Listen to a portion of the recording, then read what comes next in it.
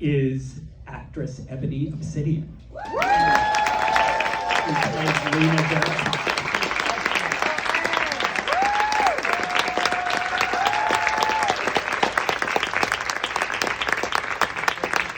Next, we have actress and executive producer Kerry Washington.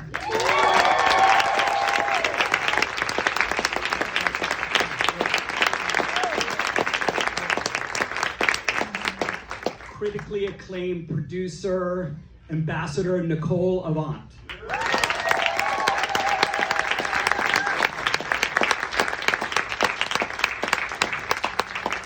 And ladies and gentlemen, our writer, director, and producer, Tyler Perry.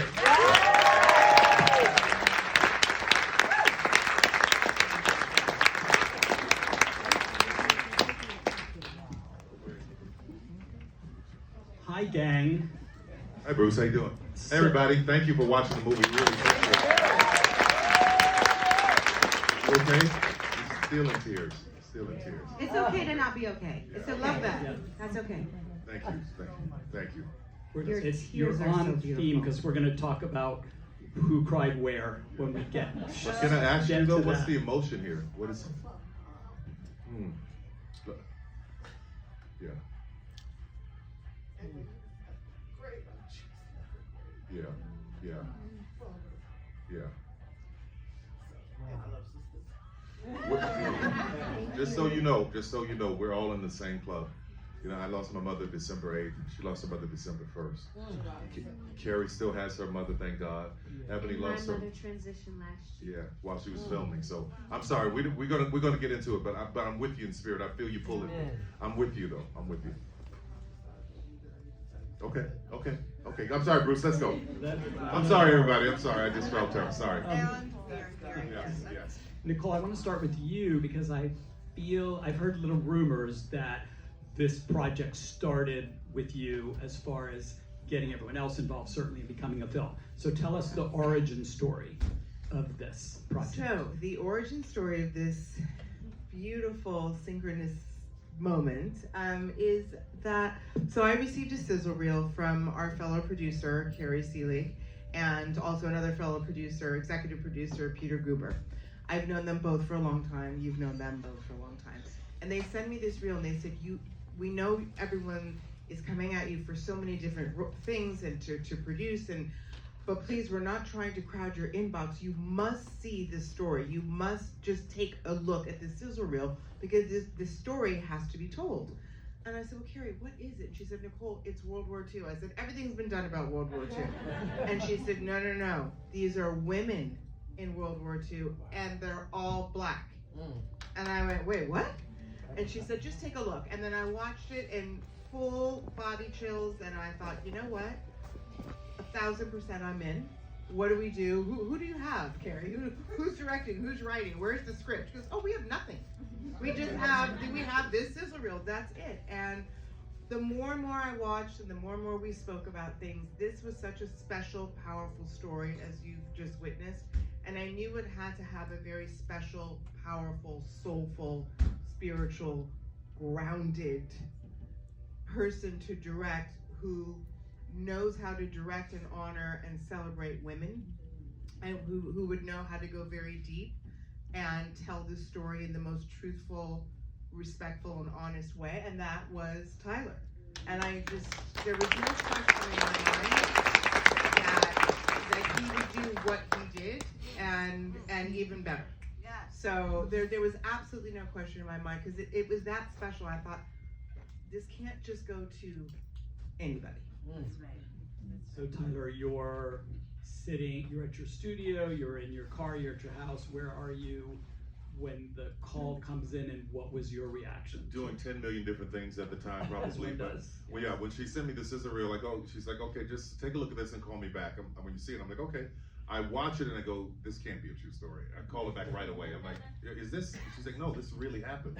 And I was so blown away and so floored that I immediately got on the plane. I was told by Kerry Seelig and Carlota Espinosa, who are also producers on the film, that there was a surviving member, and her name was Lena King. There were 4 at the time, but this one in particular, she's 99 years old. she's in Las Vegas. I'm like, she's 99, I better go now. So, silly me, right?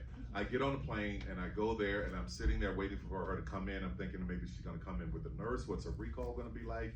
This woman comes down the stairs, face full of makeup, hair done, looking beautiful. Said, hello, Mr. Perry, I'm Lena King. And I was just blown away. And her recall at every moment was so fascinating to me. She was telling me stories about what they did and how they did things that are not in the history books. And she was giving me years and times and dates. And when I talked to our historian, Kevin Hemel, I said, here are the things she shared with me. He's like, yeah, that's all accurate. At 99 years old. Amen. But the way I started to write the film was when I sat down with her. The first thing she told me about, she's like, well, there was a young Jewish boy named Abram. And all of the emotion came back in her. She was in tears. It's 80 years later. She had the tears in her eyes. And I have all this on film. I'm thinking, that's the way into the story. Because she talked about being in the back of the rumble seat and how they would drive through Philadelphia streets and everybody would be just looking at them like they were crazy, but they were just crazy about each other. So that was the way in. So 90%, Kerry says 95, 97. 9% of the film is accurate. A lot of these things that seem sensational actually happened to them. So from Lena's account, from Charity Adams' book, from the historian, from all these different accounts, we were able to find some really, really fascinating moments. Or one of the things that one of the many things I loved about the film is, for me, it was the best of, and some of my favorite things that you capture in your earlier movies. Most strikingly, the beautiful, nuanced, complex portrayal of women, which has always been central to your work. And then also you're taking things to a whole other level from a filmmaking perspective. What is, how do you agree or disagree with that? No, I would agree with that. And then talk a little bit about sort of how conscious your thoughts were to do something that you hadn't done before and to sort of go off in a new direction. As far as the women and writing for the women, I grew up at my mother's apron, so I was always watching her deal with all kinds of things, and she was always with her sister friends, my aunts, and so I had this empathy for them for what they were dealing with. So I didn't even know subconsciously the first 15 movies I had written were about her and what she was doing. So I've always had this incredible connection to women and the love and adoration I have for the strength that they showed. So when I met Lena, and I started reading about these 855 women, I'm going, oh, this is my aunt, my cousin, my sisters. I know these women, so they felt familiar to me. And in order to do this, I knew that I had to do it in a way that honored them in every detail, from costumes to sets to lighting, to in every detail, because I didn't want to take this on and not give them the honor that they deserve. So I got to tell you, this is film number 28 for me. I never enjoyed filmmaking, ever. It was always a way to just tell the story. I never leaned into it. And then I was on Gone Girl, and Ben Affleck and David Fincher were having a conversation. I sat across the table for them, and I was just like, look at the passion they have for this. I'm like, why don't I have that? Then I remembered, the first script I ever wrote was A Jazz Man's Blues. And I wrote it 27 years ago. And that's where my passion was. You have not seen that film. It's on Netflix. Yeah. It premiered at the Toronto International Film Festival. It is stunning. It's beautiful. Thank you, Kerry. So that's that. So I took that was the first time. It was just the characters and the cinematography. Everything was so important to me to get right on that film. And when Nicole called and said she wanted me to do this, Jazzman wasn't out yet, and I'm thinking, you want me to do 688 from seeing Medea? What is going on? But later she told me she had seen a Jazzman. Yeah, Ted had shown me. He said, just watch the beginning. It was before it actually arrived for everybody on Netflix. But since my husband works there, he was like, My husband is Mr. Netflix. So he works there, and he said, you've got to see this film that Tyler Perry has made for us. It is absolutely stunning, and it's a different level of Tyler Perry. And once I watched it, that's again how, and it was all in the same time, within the same month that I had seen it, and I said, right, I was thinking for Tyler Perry for this already, not even about Medea, I just knew he was a great director. And then when I saw Jazzman Blues, there was no way that I wanted anybody else to do it. It gives me chills because I feel like for us, you know, when you think about great artists, they have these eras, these periods. You think of Picasso's blue era, right? Like I feel like we are so lucky to be living in Tyler's filmmaking era. Like he's been making amazing movies, and we've both been able to work with him in other projects. But to be witness to this stunning attention to detail and the passion, and really showing up for this divine assignment of lifting these women up and telling their story, to be part of that feels like such an honor. We got to tell them how divine though. There were all these God winks all throughout the filming, and I call them God winks because these amazing things just happened. Because let me tell you what happened with these women. A lot of them they came home and didn't tell anybody they were in the service. Their own children didn't even know. Some of their grandchildren didn't even know. And I was wondering why that is. Why would they tell? This was something that they should have been proud of. But in doing my research, I found that there were stories printed in some of the newspapers that these women were only sent over to be concubines for black soldiers. Yeah, because white soldiers did not want black soldiers dating European women. So when they came home with all of that shame.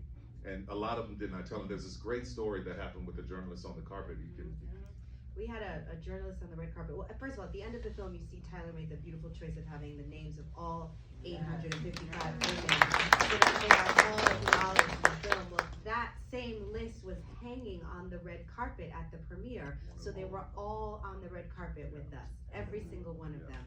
And we had a journalist who said, you know, I have this great aunt who served in the Army, but she won't talk about it. The family tries to ask her questions, and she's very resistant. She gets a little hostile. She says she does not want to share about that. And she had an inkling that maybe she had served in the 6th AAA. So she went to the list at the premiere. She scrolled through the names, and she found the name of her great aunt. Wow. And she said, she like just exploded into tears. And she said, you know, it was like we were giving the family their legacy. We were shaking off the shame that she had had and explaining to them who she really was and what she really did. It was so profound. Wow. Tyler, apropos of this moment we're in right now, then, how did we get to Kerry and how did we get to Ebony? I tell you, when I start writing, I usually will have people, their faces will show up. So every time I wrote a line for Charity Adams, I go, that's Kerry. I was like, oh, this is Kerry. Think we get Kerry? Think we get Kerry? Think she'll do it? You know, she's been doing a lot of other things now. So every line I thought was her. So when she said yes, I thought, okay, there it is. And Ebony had worked on my show Sisters for a long time. And as I watched her on the show, I was always fascinated with, because we shoot very quickly, I was always fascinated how quickly she can drop in, how quickly she could shift gears, how quickly she could make the character just come to life like that. I'm like, this girl is special. I've got to find something for her. So I'm just happy that it all worked out and we're all here together. Thank you. Thank you. And you know, Bruce, I will say, since you knew both my parents, I want to just also give another God wink moment since you brought it up. Right before my mom passed, I showed her the sizzle reel. Now, my mom was a history buff. My mom loved, she raised me to stand on the shoulders of the people that came before me and never to take my freedom lightly and to never waste my freedom. Do something with your freedom, Nicole. You owe people a life. I mean, she'd go on and on and on. So when I showed her the sizzle reel, she said, oh my gosh, you have to say yes. You must produce this film. Then, so within a month, she's gone. I naturally do not feel like writing. I don't feel like producing. I don't feel like doing anything. My father at 91 comes to live with us. And he, of course, is the opposite of my mind. He was drilling into me. He goes, oh, no. You're not quitting. You are not quitting anything. You're not quitting at life, and you're going to finish this film. You're going to finish your book. You're going to do this. You're going to do that. And Tyler, on the day that my father transitioned, hands to the God, he sent me with one of the final cuts of the film. I walked into my father's room, played him this film. He loved Diane Warren, who, by the way, just got nominated shortlisted today. Shortlisted today for original song And the score. So congrats to them. But I said, my father was friends with Diane, so I was able to say, Diane, Dad, this is Diane. And she wrote this beautiful song. Listen to the song, listen to the journey. And my father started shaking a little bit. And then I left the room And a few hours later, he had transitioned. So this movie with me started with my mom and ended with my father in this full circle moment. You took the journey. Yeah. Took the journey. And what a beautiful journey it was. I mean, you listen to the lyrics of the song. He talks about just life and the journey. But you know, Nicole, this woman fascinates me because when I think about her life, she'll be sitting having a conversation, and it's just regular. Like you talk like past the salt. She'd be like, my godfather Quincy Jones and I were sitting around, and he was talking to Gershwin, and then all of a sudden Muhammad Ali was in the pool, and I'm just like, who are you, lady? Who are you? So to have this kind of legacy and this kind of history stand behind this film and championing these women, I'm just honored to be a part of it. I really am. I really am. Nicole, I want to just do one more round with you on that, really, which is, you know, your legacy and what you stand for and what your family stands for and what you've accomplished seems deeply connected to you taking on this film as a producer. So I'd like to just hear, you know, what was the personal resonance to you, and what was sort of the thought behind you realizing, oh, I need to do this. You know, my mom would always say to me, both my parents would say, you know, you have the baton has been passed. Now you're the next generation.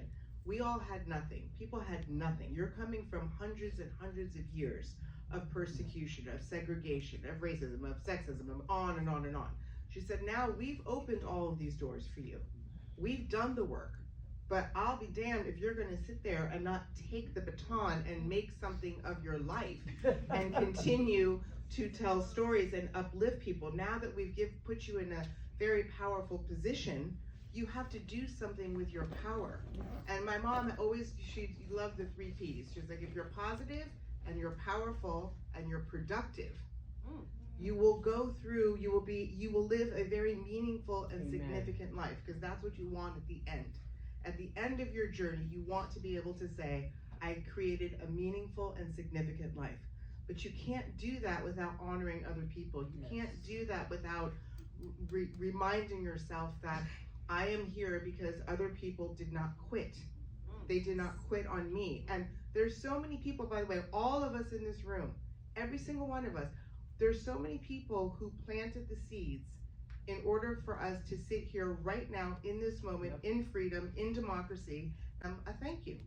And so what my mom gave to me, why I make films like this, or Trees of Peace, or I did this film, The Black Godfather, which centered on my father, but it was about, thank you, but it was about so many other Black men who were victorious, and Black people, that really people needed to understand their stories. You needed to understand who Muhammad Ali was before he became famous. You needed to understand the struggles that Bill Withers went through before he became famous. You needed to see everybody, Hank Aaron breaking Babe Ruth's record, all these things. To Tyler's point, I grew up very fortunately with all these people surrounding me and in my living room. And but they all had one thing in common, which was, we are going to take our greatness and do something good with it. It is not just standing on the mountaintop and having a glass of champagne. Who's coming behind us? Who else is climbing up this mountain that needs the door open? Who needs a connection? So that Kerry Washington becomes Kerry Washington. That Ebony becomes Ebony. This is all of us. Tyler becomes Tyler. This all happened because people paved the way, and this is what they dreamed of. And I will never be able to thank all the people who, Eye on the Prize, remember that documentary? That's really, when I saw that as a young girl, I remember saying, I want to do that. I want to do that. I want to make sure that people see these images, that people understand all of the stories, the full stories. So in this trio of superwomen that we have up here with us, I want to go to Kerry next. I don't know if you all know, but Kerry has a whole other full-time job as a social justice warrior. If there is anyone that walks the walk, it is Kerry. She's truly one of the leading activists that we have with us doing the work. It's been my humble honor and thrill to get to work alongside her. and I think we both feel like that's a life's mission that will continue. But I was so struck knowing you and knowing the work you do and knowing the power and truth and authenticity you bring to the work. I could only imagine what it was like for you to learn about this story, to learn about her. So I'd love to hear just a little bit about the different ways that the 6888 and that your character spoke to you as this project was brought to you. Oh, it's so funny. Of course you would ask that question, Bruce, because you are one of our great activists as well. I have been so focused in these conversations on the ways in which she and I are different.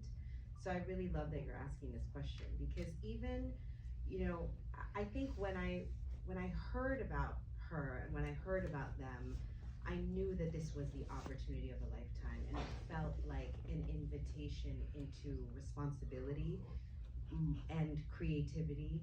But I talked to Tyler about the fact that I'm at a point in my career where I am Kerry Washington, right? And I've played some really iconic characters like Olivia Pope and Broomhilda Von Shaft. And so we both felt like it was very, very important that when people watch the film, they don't see Olivia or they don't see Kerry, that I had to kind of stretch my toolbox to find a new way of dealing with my instrument. She had to sound different and walk different and stand different, and just her energy had to be different from anything I'd played before, because if I was Kerry Washington, it would be a disservice to the fact of who Charity Adams was and who these women of the 6888 were. So they deserve their own legacy and not to be distracted by anybody else. But in that exercise of trying to become somebody completely different, there was also this question that the actor has to ask of, what do I know about this person? What about this person also does already live inside me? And her deep care for her country and her deep care for humanity and her fellow women, her fellow Black women, that was so core to who she was. And her desire to be to fight injustice and to be an example of the best of what humanity can offer. Those things I really related to, that desire to be good, to create opportunities for more of us to be good and to do good. Yeah. The movie builds in such a beautiful, propulsive way to Over My Dead Body. And that speech of hers, of yours.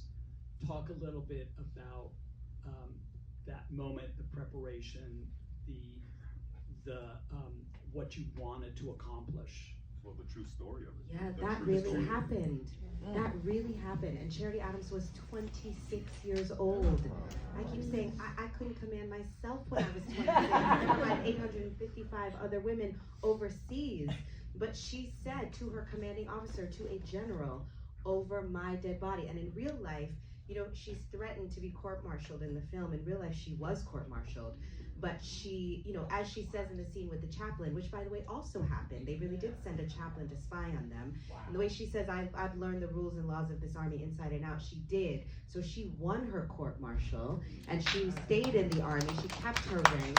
She went on to earn multiple degrees on the GI Bill. I mean, she was extraordinary. So it is interesting because I think, Tyler has written such a masterpiece, because we enter the film with Ebony, who is so gorgeous and stunning. Her performance is stunning, and she's so human. She's so vulnerable, and she brings us into the army, and then we meet this powerhouse, right, Charity Adams. But Lena helps Charity be more human, and Lena opens Charity's heart to that she's not working on her own. She's working in community. They only really fix this problem when they start to lean into each other's superpowers and not working as individuals, feeling that the world is on their shoulders.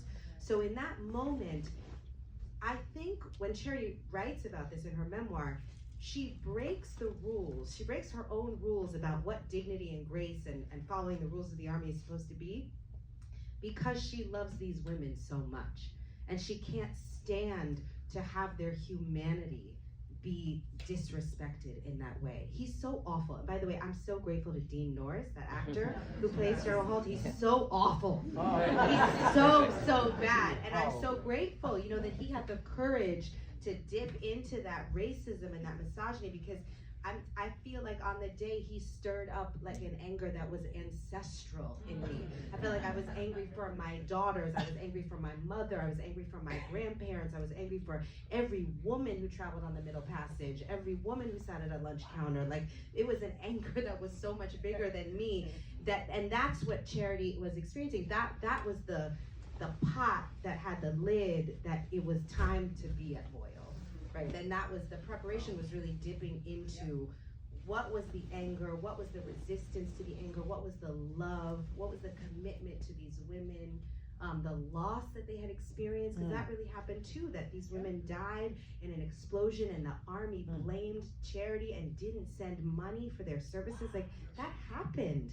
That disrespect, that disregard for their humanity. So yeah, on the day, it felt like I just had to like plug into her truth and the reality of what these women were facing. And I just had to look at these girls who I had grown to love so much, you know, as Dean Norris is walking through being so flippant and disrespectful to these actresses that I love. He's so kind in real life. In real life, he's amazing. Yeah. So, Ebony, what has this experience been like for you? Well, first of all, I just relived it all through you telling that, because that's exactly what it was. It was the climax. That was the climax of having too many things holding within you. Just having that. All of these young women came to the Army to prove to themselves that they could be as great as Charity, because that's who they saw at home. That's who Lena saw at home when she decided to become something greater than she ever thought that she could. I'm sorry, what was the question? I'm so emotional right now. What this experience is like? Try and put this experience into words. I've said this a few times today, but it's the truth, and it's the only way that I know how to describe it, which is just, it's a dream come true when you get to do something that is entirely real and is told to this magnitude.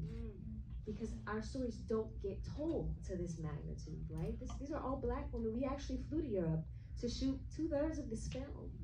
I met a 100-year-old woman who I was playing. I was so scared. I was so scared. When's the last time that you met a person who was 100 years old? It doesn't happen. It's Much so less rare. what you're playing. Right. It was just so special. It was so nuanced. And to think that I'm sitting up here with all of you, and I could just sit here and be quiet. Every single time you come up on stage, I would, because I learned so much each time that you speak. And it just reminds me of the fact that I almost wasn't able to do this project. And I don't even know what that would be like today, because Lena has taught me so much of what it means to not know how to move on. And in the right ways, in the healthy ways that still pays respect to all that you have experienced with your loved ones. Take your time. I need to come up here. No, I get it. She was really dealing with some difficult times during the filming, and I thank you for your grace in that. No, I was right there with you. Like, okay, how are you today?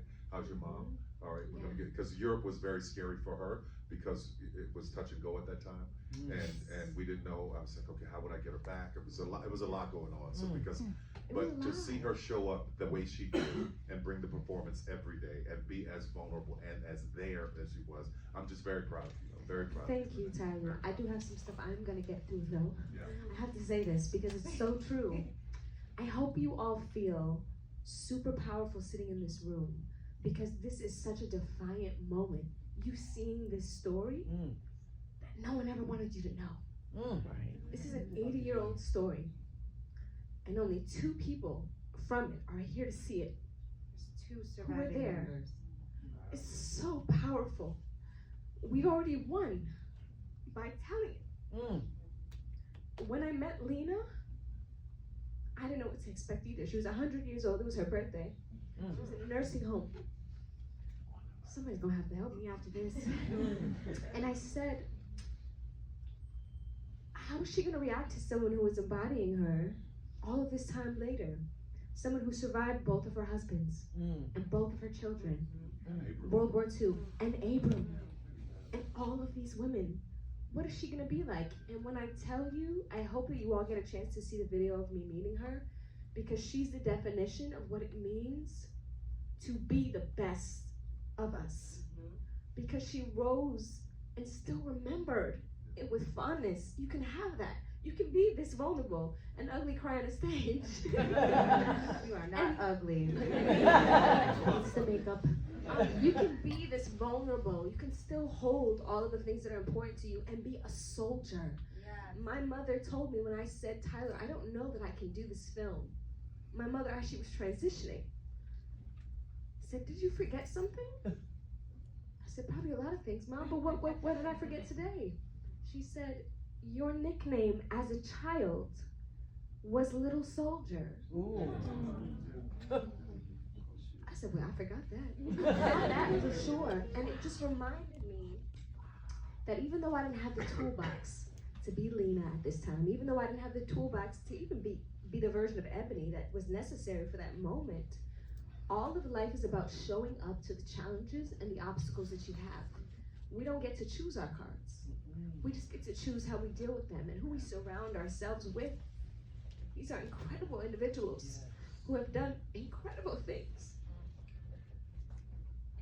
This is bad, yo. I'm just so grateful.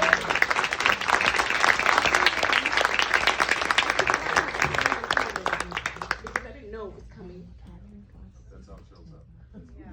Should I have a tissue? Yes. Tissue, maybe? I want to just say this. I know we have to wrap up, but I just want to say this. Her playing Lena, talking about her being 100 years old. One of the things that we were very proud of, all of us, including you, is that Lena actually got a chance to see the film. Oh. I flew to her bedside when she was on hospice, and she was still there, still in her right mind, and she was like, yes, you nailed it. This is so accurate. You took me right back there to the moment, and she saluted the screen. And I have this on video. It's really, really wonderful. So thank you so much. Tyler, Thank you, I want Tyler. to just give you one more closing moment before we go. This was the fastest Q&A that I've ever been a part of that flew by. I want to talk to the four of you, really for the rest of my life. But clearly you can tell from the filmmaking, you can tell from the reaction that this struck you on a very deep level. What do you want the audience to feel, and what do you feel sort of hit you the deepest as far as what this story is and what it represents? For me, what I felt is what I want the audience to feel. I want them to walk away redefining, first of all, finding out about the story, and then redefining the story in their own minds. Because at the end, I took the liberty when the women are saluted. This sums it up for me. When the women salute at the end, they say, "Are you the 6AAA?" They get the salute. Well, that didn't happen in real life. What happened is only 6 of them got the Congressional Gold Medal. So the reason I wanted to put that moment in the film is I wanted to show all of those women who were dead and gone and forgotten and felt ashamed. I wanted to show all of them having this salute as they're walking through this door into the next generation. So that's what the ending was about for me. So if people will leave from the film hopeful, these women didn't have the laws that we have to help us fight discrimination and racism. They didn't have that. But they had dignity, and they showed up, and they held it for all of us. So if people will walk out of that room going, if those women can do that, I can do anything. So that's what I wanted it to be for all of us, for everyone. Tyler, Nicole, Thank you.